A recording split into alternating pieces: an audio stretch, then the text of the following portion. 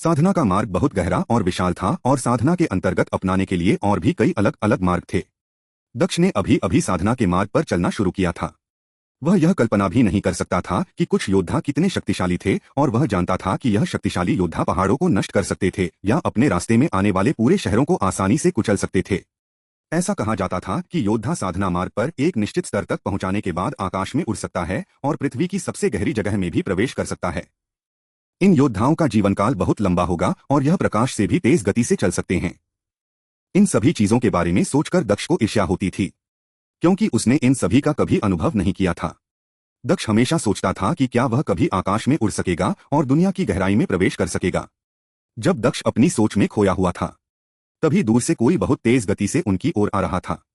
जब उसने गौरव को देखा, जिसने अभी अभी साधना के पथ पर एक बड़ा कदम हासिल किया था, तो वह मजाक में हंसने लगा। हाँ हाँ हाँ हाँ हाँ। इसके बाद उस योद्धा ने एक दबंग और तेज आवाज में कहा, उठो। यह आवाज इतनी शक्तिशाली थी कि इससे पूरा वातावरण कांपने लगा और दक्ष और सरोज इस आवाज को सुनकर चौंक गए। अर्घ। अगले ही पल अचानक गौरव के मुंह से कराह निकली और फिर अगले ही पल उसके मुंह से खून निकलने लगा और फिर गौरव जोर जोर से सांस लेते हुए हांफने लगा। इसके बाद गौरव ने दूर खड़े आकृति को घूर कर देखा। इस समय उसकी आंखें गुस्से से लाल हो गई थी। गौरव को लग रहा था कि वह अपनी नई ताकत की अवधारणा को बस समझने ही वाला है, लेकिन जब उसने आवाज सुनी तो इससे गौरव की सफलता बाधित हो गई। इसके अलावा उस दबंग आवाज ने उसके असहाय शरीर को इतना हिला दिया था कि वह खून उगलने लगा। इधर यह देखकर दक्ष की आंखें हत्या के इरादे से भर गई और उसने गुस्से से कहा, तुम्हें तो। यह कहने के बाद दक्ष क्षितिज की ओर उस योद्धा की आकृति को घूरने लगा। उस योद्धा ने जानबूझकर गौरव को संबोधित किया था और उसकी ज्ञान की सफलता को बाधित कर दिया था, जिससे गौरव के शरीर को नुकसान उठाना पड़ा। इसके बाद गौरव उस आकृति की ओर चला गया और फिर उसने गुस्से से कहा, तुमने मुझे क्यों रोका? इस पर उस योद्धा ने कहा, इसका कोई कारण नहीं है, मैंने सिर्फ इसे अपने मजे के लिए किया। इस समय उस योद्धा के चेहरे पर कोई मास्क नहीं था और उसके चेहरे पर चिढ़ाने वाली मुस्कान साफ दिखाई दे रही थी। दक्ष, गौरव और सरोजा, इन तीनों में से किसी ने भी पहले कभी उस योद्धा को नहीं देखा था या इस योद्धा के बारे में कभी नहीं सुना था। उस योद्धा की बात सुनकर गौरव का पूरा शरीर गुस्से से जलने लगा और फिर उसने आगे बढ़ते हुए कहा, सिर्फ अपने मजे के लिए तुमने ऐसा किया। गौरव यह जानता था कि आत्मज्ञान की चमक कितनी दुर्लभ होती थी, लेकिन उस योद्धा ने सिर्फ अपने मजे के लिए उस महत्वपूर्ण क्षण में उसे बाधित कर दिया और उसकी सफलता को भी बाधित कर दिया। इसके अलावा उसने उसे घायल भी कर दिया था। इससे गौरव नाराज कैसे नहीं हो सकता था। जब उस योद्धा ने गौरव को अपनी ओर बढ़ते हुए देखा, तब उसने गौरव को नफरत दिखाते हुए तिरस्कारपूर्ण स्वर में कहा, हे, क्या तुम लड़ना चाहते हो? लेकिन यहाँ घाटी में लड़ना इतना मजेदार नहीं है। अगर तुम्हें अपना बदला लेना है तो क्यों ना हम जीवन और मृत्यु के मैदान में चले, वहां लड़ना ज्यादा मजेदार होगा। उस शिष्य की बात सुनकर गौरव ने बिना हिचकिचाहट के अपने क्रोध को नियंत्रित करते हुए कहा, ठीक है। गौरव की बात सुनते ही उस शिष्य ने जीवन और मृत्यु क्षेत्र की ओर जाते हुए कहा, मैं तुम्हारा इंतजार करूंगा। यह कहने के बाद वह शिष्य तुरंत जीवन और मृत्यु क्षेत्र की ओर चला गया। इधर दक्ष ने गौरव को चेतावनी देते हुए कहा, गौरव, तुम्हारी तुलना में उसकी ताकत को मापना थोड़ा कठिन है और जीवन और मृत्यु क्षेत्र में तुम्हारा जाना बहुत खतरनाक होगा। दक्ष की बात सुनकर गौरव ने कहा, दक्ष, तुम चिंता मत करो, मैं उसे बस एक नजर में देखकर उसकी ताकत का पता लगाने में सक्षम हूं। वह योद्धा भी मेरे जैसा है, वह भी साधारण ऊर्जा के केवल 8वें स्तर पर ही है। गौरव की यह बात सुनकर दक्ष आश्चर्यचकित रह गया। उसने सोचा, क्या गौरव अन्य लोगों के साधना स्तर को समझने में भी सक्षम था? जब दक्ष यह सोच रहा ही था, तभी गौरव ने कहा, दक्ष, मुझे पता नहीं कि क्या हो रहा है, लेकिन मैं सरोजा के साधना स्तर के साथ साथ तुम्हारे साधना स्तर को भी समझने में सक्षम हूं। यह शायद मेरे अभी अभी हुए एहसास के प्रभावों में से एक है। अगर मुझे बीच में नहीं रोका जाता तो मैं शायद एक सफलता हासिल कर सकता था। यह कहने के बाद गौरव की आंखें गुस्से से लाल हो गई और फिर उसने अपनी मुठ्ठियां भींचते हुए जीवन और मृत्यु क्षेत्र की ओर चलना शुरू कर दिया। गौरव को जीवन और मृत्यु क्षेत्र की ओर जाते हुए देखकर दक्ष ने कहा, सरोजा, चलो हम भी चलते हैं।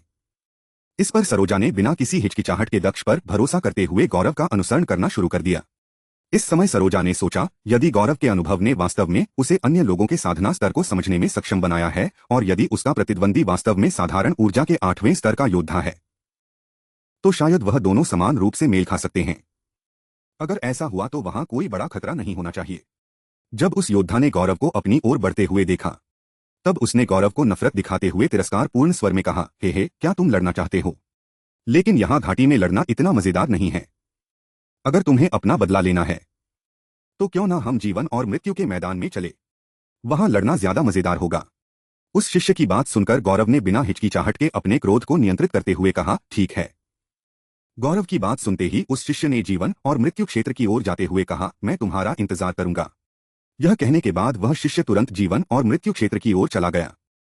इधर दक्ष ने गौरव को चेतावनी देते हुए कहा, गौरव, तुम्हारी तुलना में उसकी ताकत को मापना थोड़ा कठिन है और जीवन और मृत्यु क्षेत्र में तुम्हारा जाना बहुत खतरनाक होगा।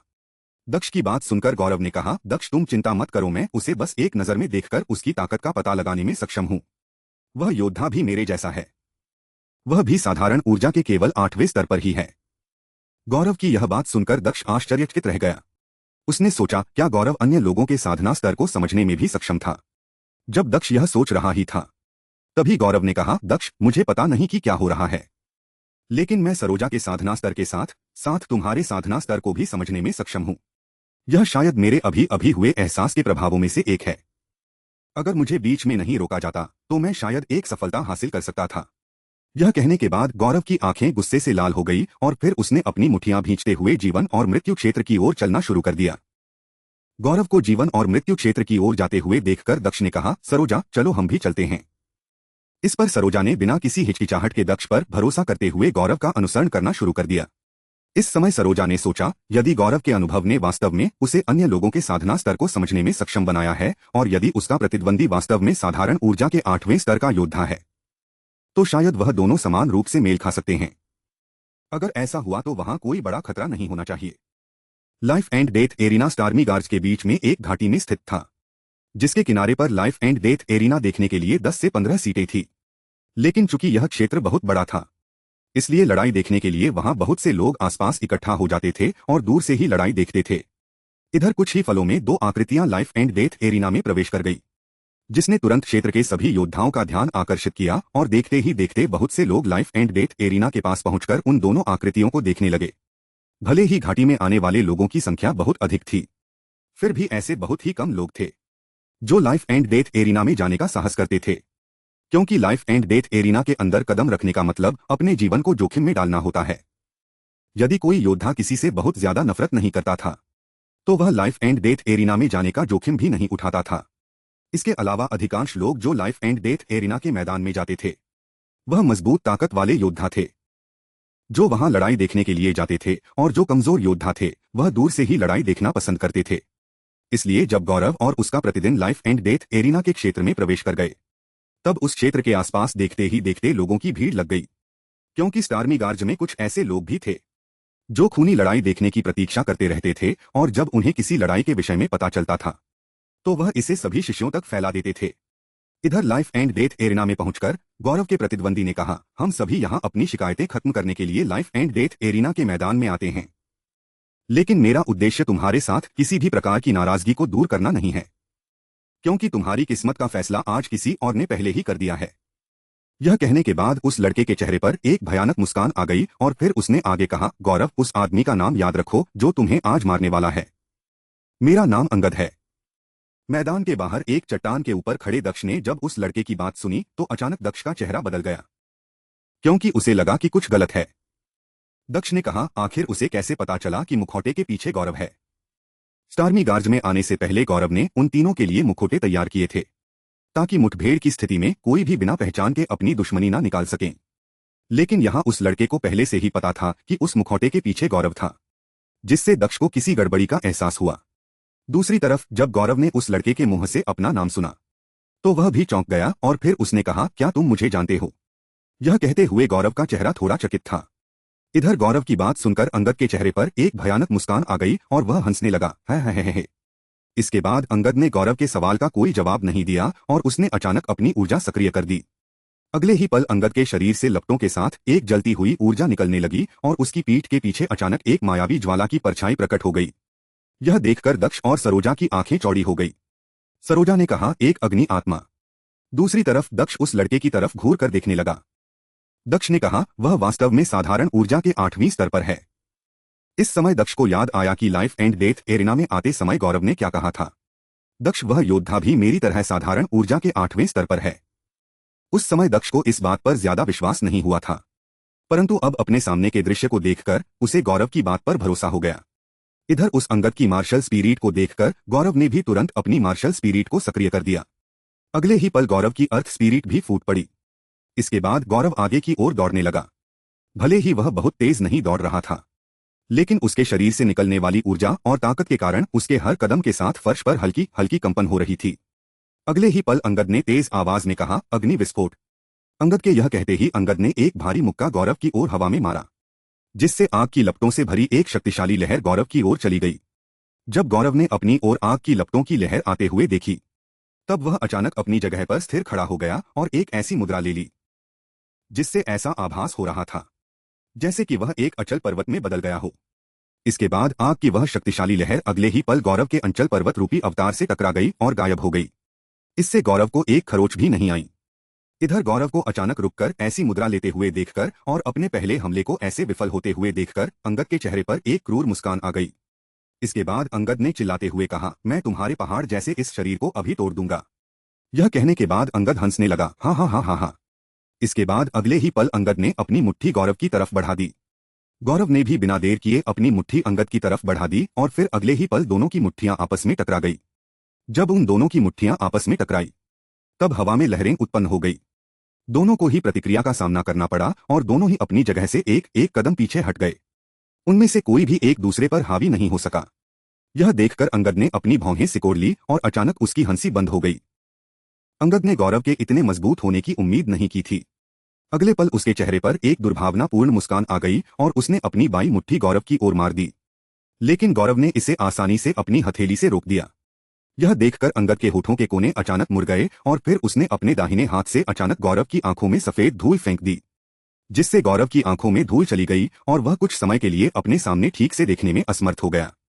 इसके बाद अंगद ने जोर से चिल्लाते हुए कहा, मरो। यह कहने के बाद अंगद ने गौरव के सीने पर एक जोरदार मुक्का मारा। अंगद के इस प्रहार से गौरव के मुंह से आह निकल गई और वह लड़खड़ाता हुआ कुछ कदम पीछे चला गया। यह देखकर सरोजा ने अंगद को कोसते हुए कहा, लानत है, ये कितना बेशर्म आदमी है। यह कहने के तुरंत बाद दक्ष ने दो और प्रकृतियों को लाइफ एंड डेथ एरिना की ओर बढ़ते देखा। अगले ही पल वह दोनों आकृतियां दक्ष और सरोजा के पास आ गई। ये दोनों आदमी थे और उन्होंने अपने चेहरे पर मुखौटा पहन रखा था। दक्ष और सरोजा के पास आकर उनमें से एक आदमी ने ठंडे स्वर में कहा, लाइफ एंड डेथ एरिना में लोग कभी कभी अपना जीवन खो देते हैं, लेकिन तुम चिंता मत करो, जल्द ही तुम्हारी बारी भी आएगी सरोजा।